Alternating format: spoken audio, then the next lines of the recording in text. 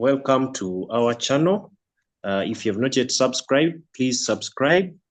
And if you watch something you like, don't forget to press the like button. Our channel is dedicated to ensuring that you learn more about driving, driving your car, driving on the road, and anything that is related. We have a very interesting and timely topic on adapting to road conditions. I call it timely because we usually have a lot of fatalities and other accidents related to the festive season, where many of us drive to our upcountry homes. And when we do this, because we are not so used to being on those highways, many of us encounter problems here and there. So adapting to the different road conditions that we are not used to is a very important subject to dive into. Welcome, Engineer Ivan Chibuka. We look forward to your wisdom on these matters. Yes, thank you very much, Alan, and everyone else that is watching us. A very good morning to you. I'll get straight to business. You've hit it very well at the beginning that we are going into the festive season, and fatalities normally happen when we are traveling. Many of us travel. I don't personally do travel to the village. My village is in Butenga, Bukomansimbi, but I don't normally go there on Christmas. I'm usually in Kampala, but I know very many other people travel back home, so it's quite important. We discuss some aspects of on the importance of adapting to road conditions, especially on the highway.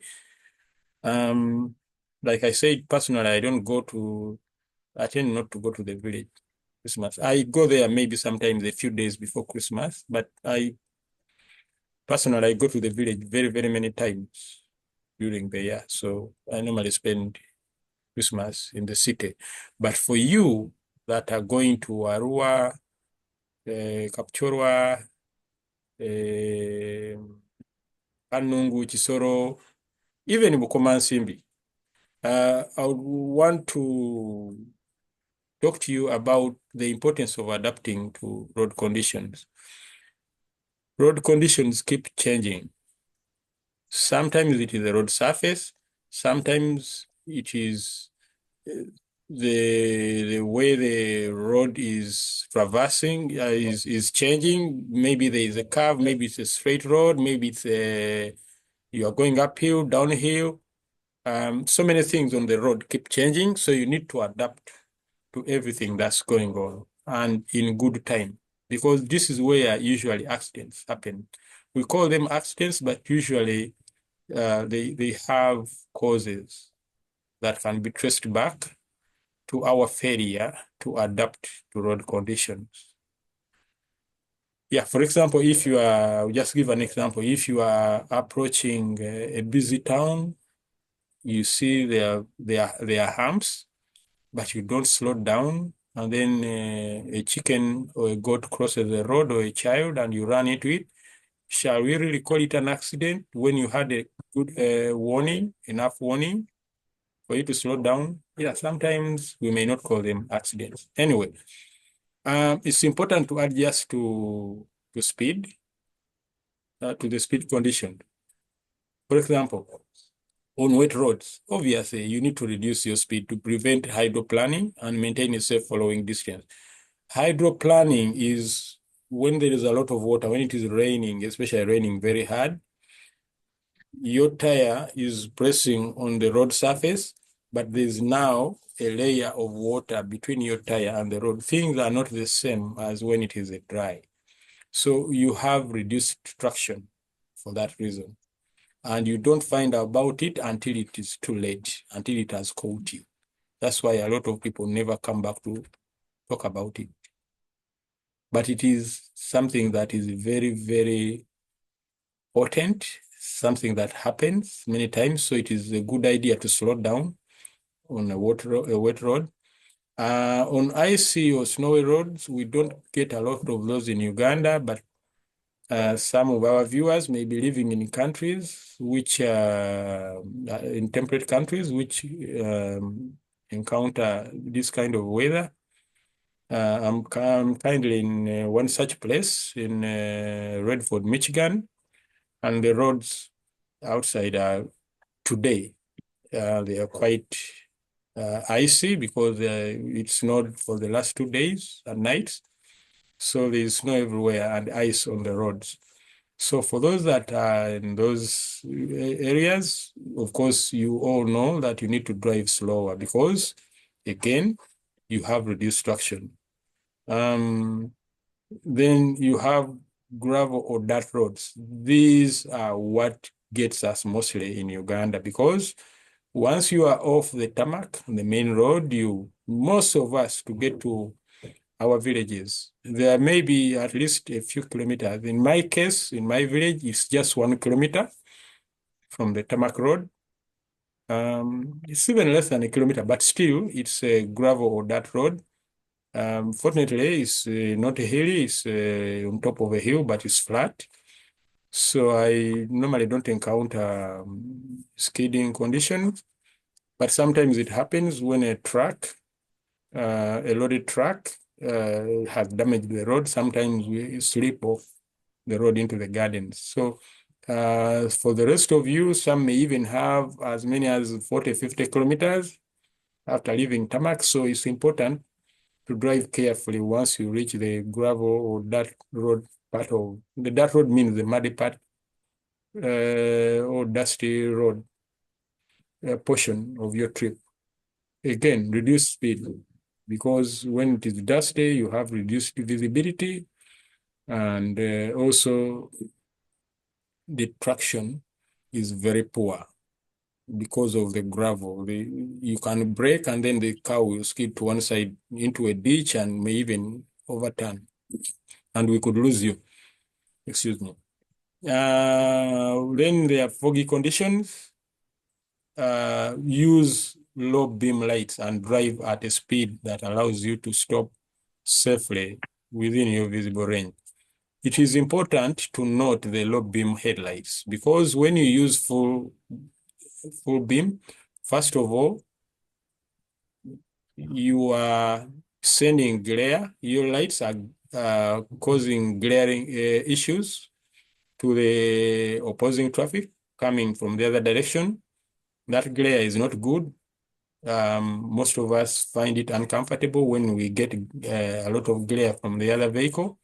And secondly, even to you, even if there's no other traffic, because of the fog, when you use the full beam, that light is actually reflected back into your eyes. So you actually see less in foggy conditions. You see less when you use full beam.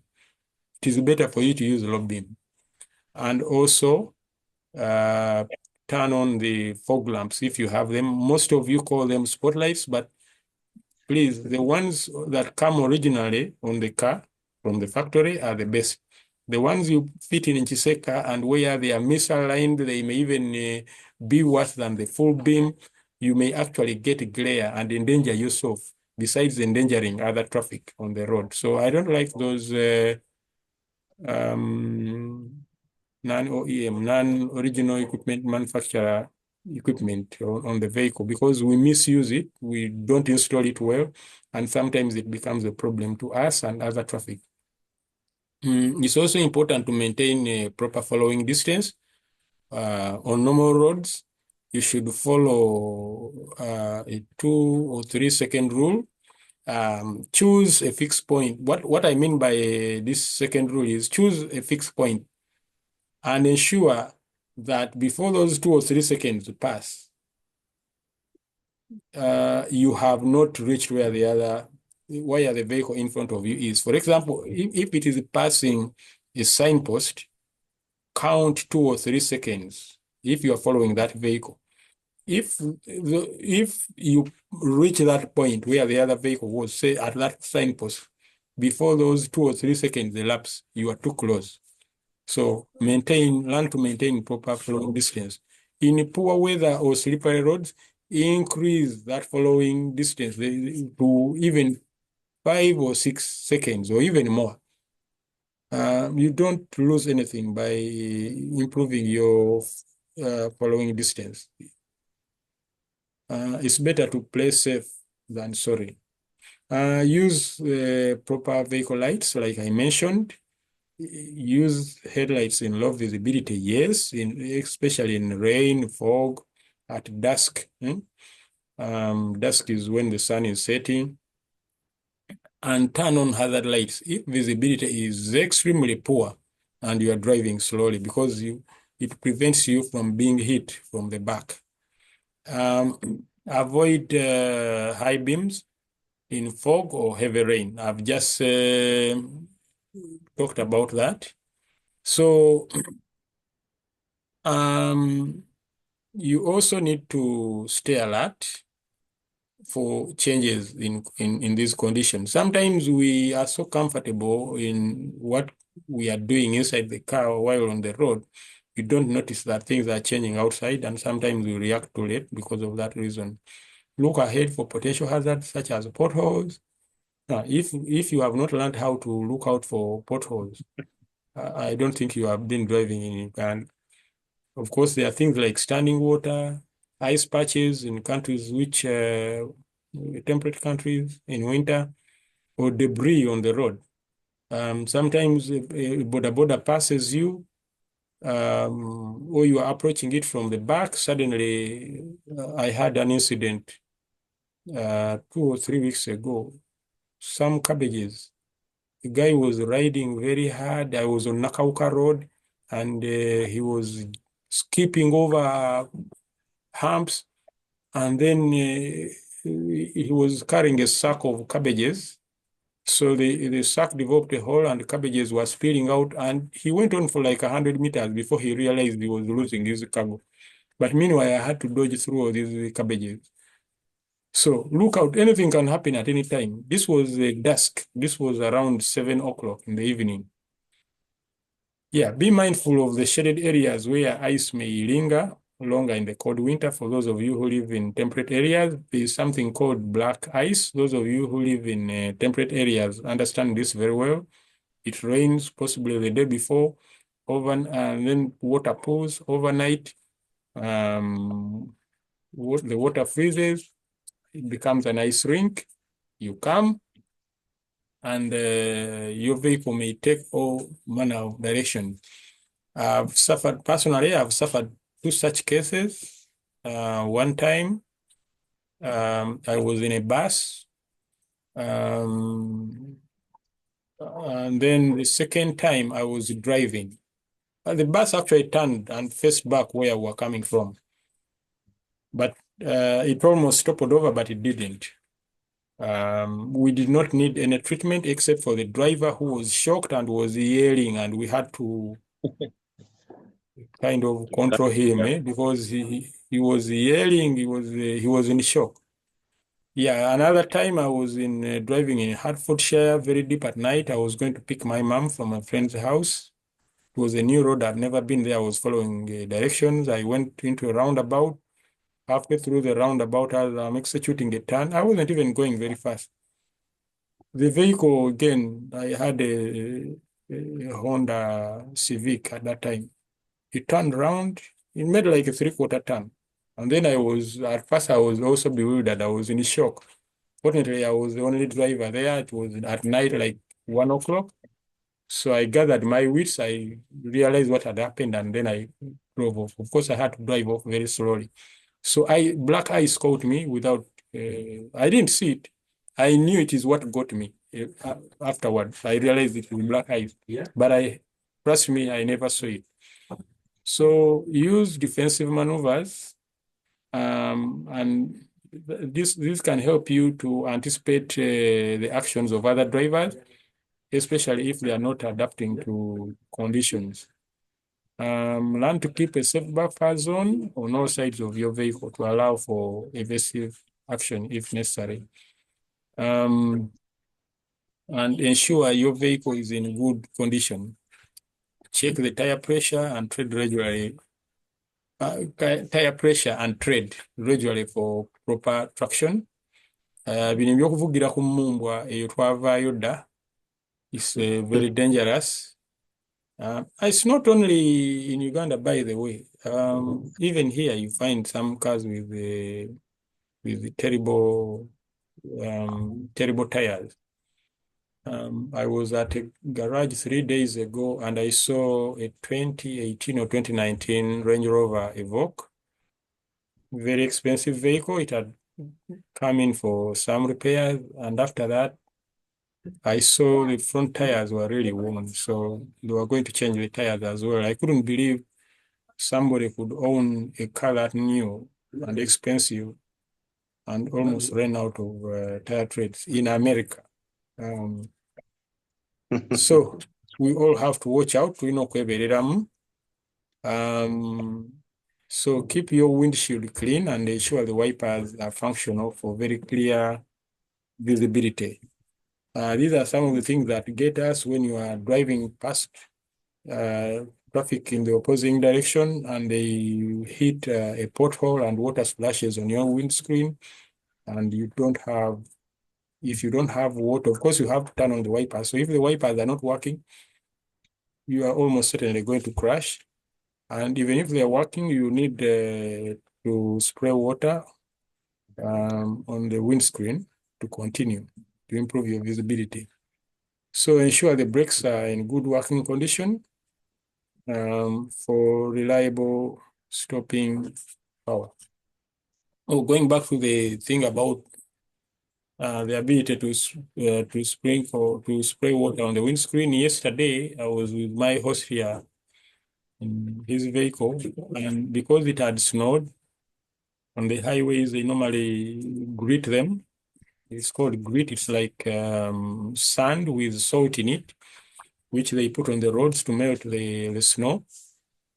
So the vehicle in front of you, because this is a highway and vehicles are going very fast, the vehicle in front of you is always hitting you with that slurry. You know, sand, salt, and water and the snow mixed together, that kind of slurry. So if you don't have good wipers and you are not able to spray, because even with good wipers, eventually the windscreen becomes too dirty for you to continue seeing. So you need to spray water on it. These things are quite important. But I see many cars in Kampala, those systems get broken and they are not fixed. They're important even in Uganda because sometimes you run into such conditions where the vehicle in front of you is hitting you with a lot of dirt. So for you to continue safely, it's good to have those systems working. Be very cautious on hills and curves. Reduce speed, obviously, before entering curves, especially if you see them in good time, to avoid losing control. We all know what happens if you enter a corner too quickly. And personally, I use lower gears when descending steep hills to maintain control without over-relying on the brakes. Because when you over-rely on the brakes, especially on long descents and long and steep descents, brakes have a habit of overheating. It may not have happened to you, but it has happened to me. And usually you hear about this like the way I'm talking about it now. You say, no, I've never seen that. The day it gets you, you'll be so surprised. You will not even realize it is the brakes overheating that got you because you simply lose braking power. You go heavy on the brakes, but there's no braking effect, or it is reduced.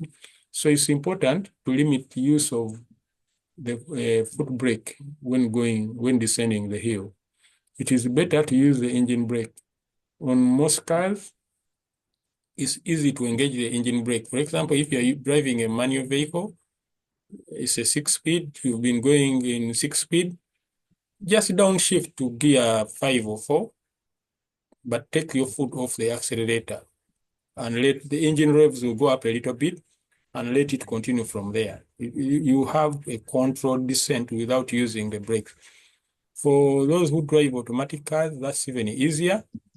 In the past, you would need to move the lever to position it 2 or 3.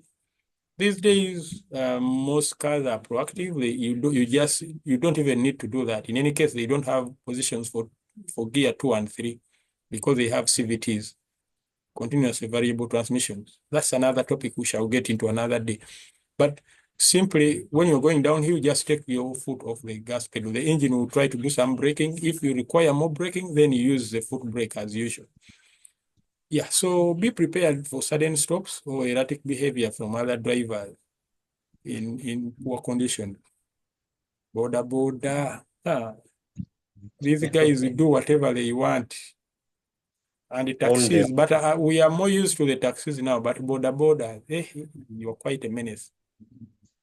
Yeah, by proactively adapting to road conditions and staying vigilant, you enhance safety for yourself and others, and you can minimize the risk of accidents. So I apologize if it sounds like another rant, but because we are going into the festive season, I wanted us to have a chat about this.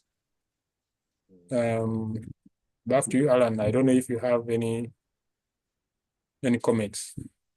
Yeah, like I Excuse me. said, it is very, very timely because there is a lot of cross country, up country travel that happens uh, within this season. Christmas, then New Year's, people trying to come back. There's also a bit something you probably forgot to hint on. We are having a lot of roadworks, mostly within the city center. So as people exit the city, they will encounter some of these roads that are being constructed. Sometimes you find the signs are not there, or they have not poured water, so the road is dusty.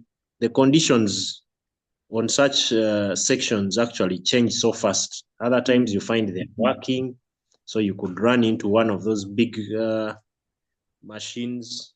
Yeah, there are some Other particular areas to watch out for, by the way. That bridge near Mubs in Nakawa, Bugolobi area, that Chirana, that is it Spring Road? yes, that one, the whole Old Bell road up to Road.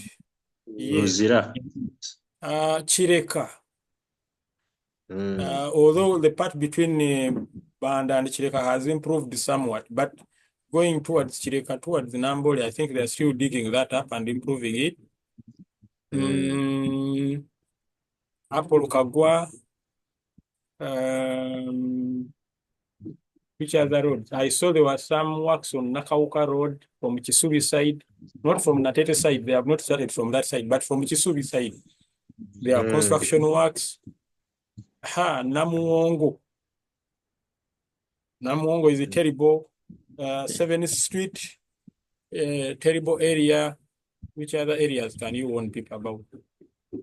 Chira the to whole Chari section, Wajara, Kasangati, that Najera, another terrible place. Which other areas? Where there are no roadworks, you can get caught by just the bad road. It's not yet being repaired, but it's just too bad. I 6th think Street. yesterday or some few days back, I used that Bukerere Road. Yeah, people use it a lot to dodge the Yeah, traffic. I know the road. Oh my You God! mean beyond Miss India when you're not going towards Namgongo?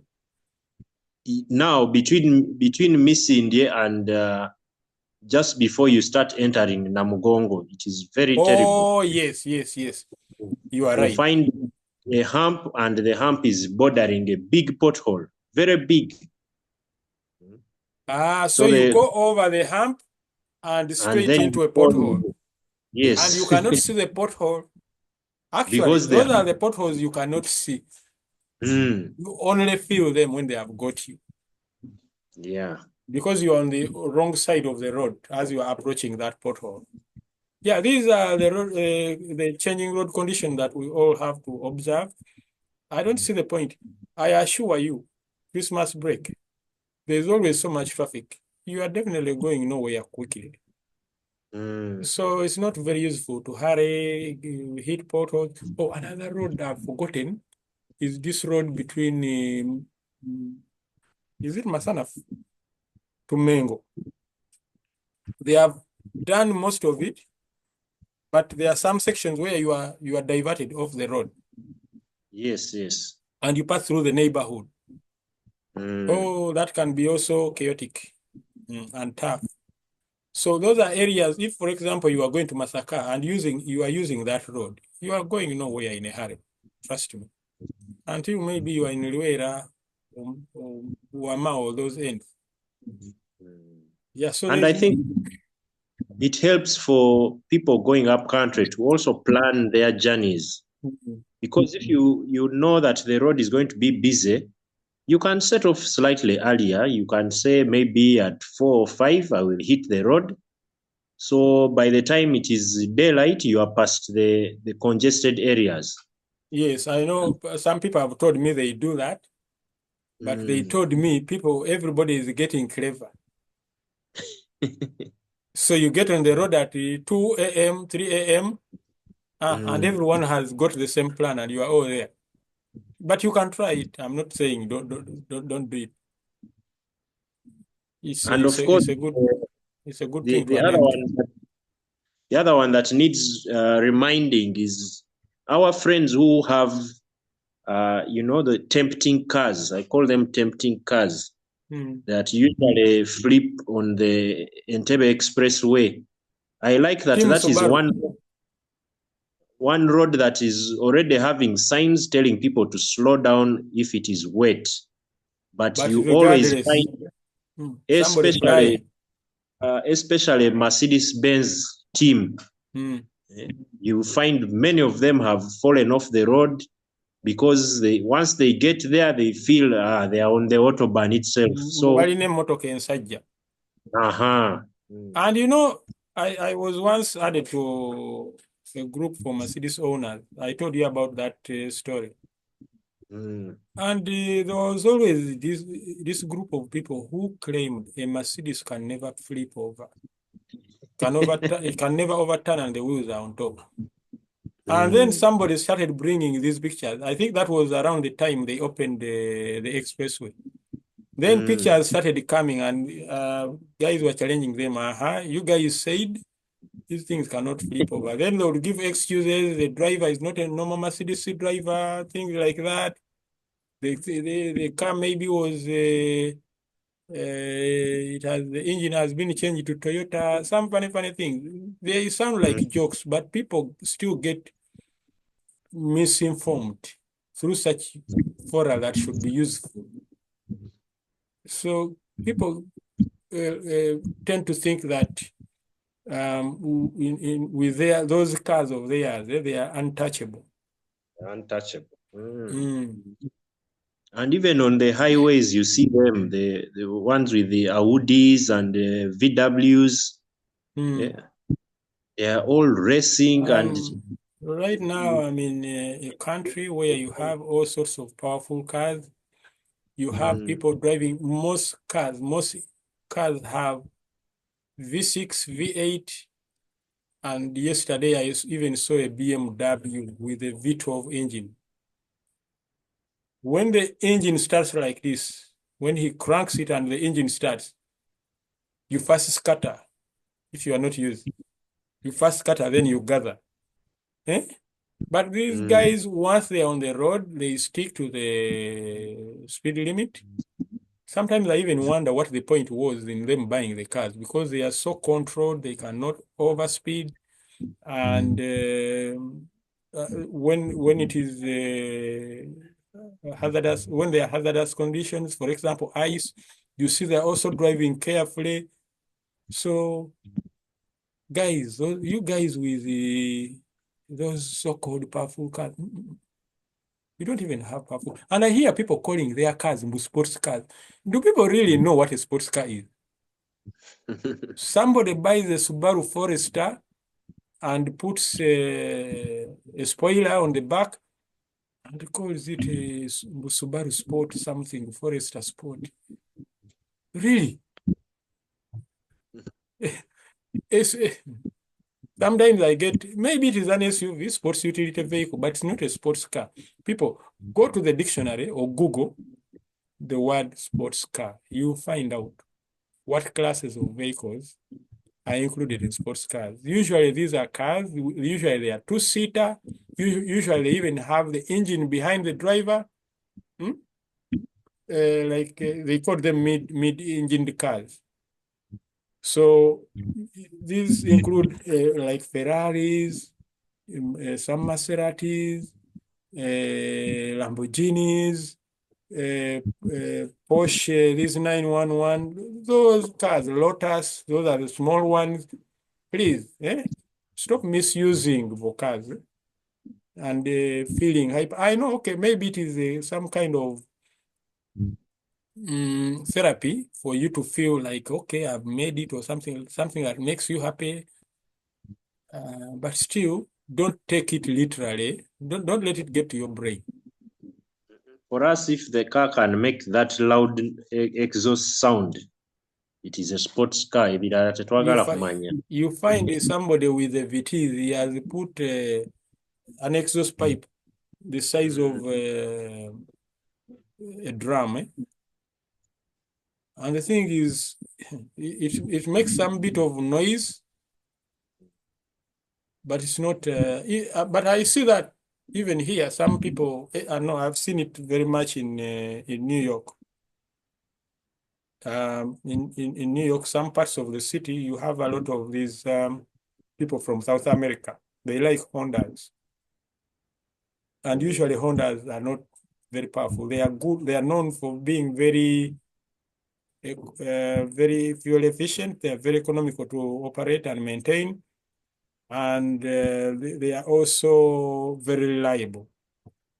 But these guys buy those cars, they put big music systems, and then they put big exhaust pipes, and then they drive up and down the streets. And because most of the streets have a lot of tall buildings, the sound can boom up and down the street because you are in some kind of a tunnel. Yeah, so a guy can boom from the other side, the other one booms from the other side. Yeah, but let's leave it to. I don't want to kick people so much. Maybe I'm a bit too grown up for that, but yeah, the bottom line is please drive very, very carefully this season and adapting to the conditions on the road will help very much. For example, if you come across somebody driving a vehicle with a very loud music system, you need to adapt. You don't just pass that person as if nothing happened. You need now to look out for more signs of danger because you can no longer rely on your ears to listen out for the poor performance of your engine. Something may be going wrong with your engine, but because you are stuck in traffic, the guy behind you is playing very loud music.